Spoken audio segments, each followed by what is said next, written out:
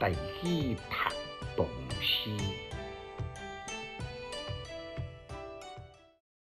论大哥奉送黄大夫出师西征，作者任心。论大城头也吹角，论大城北无头路。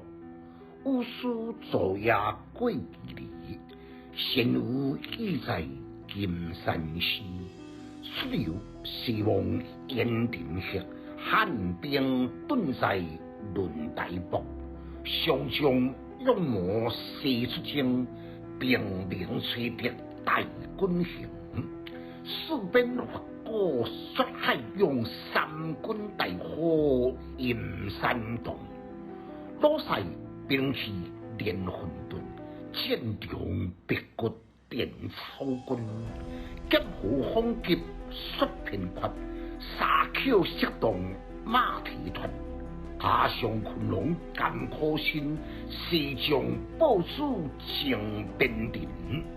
古来情史虽不见，今见功名胜古人。简介：这首甲顶一首呢是江崎延续的作品。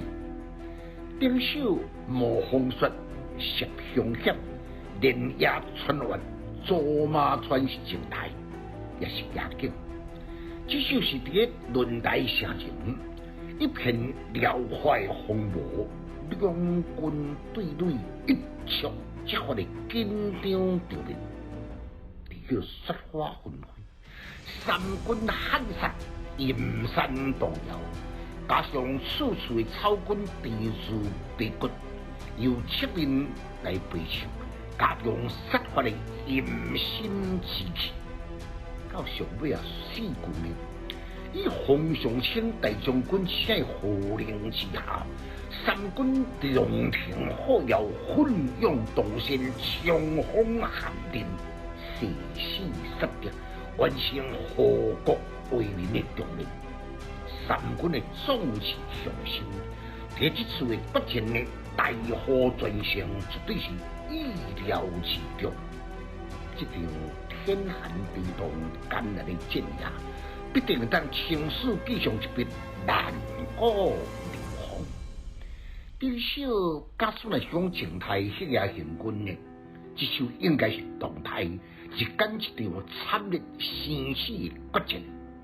二句的顿挫抑扬紧接，加上声韵配合得非常的重要，有正面的描写，有侧面的烘托，特别渲染大军的声威，甲了必胜的决心。形成宏伟壮快的画面。读诗的囡仔白学派，有气质，够文采。读诗快乐哦！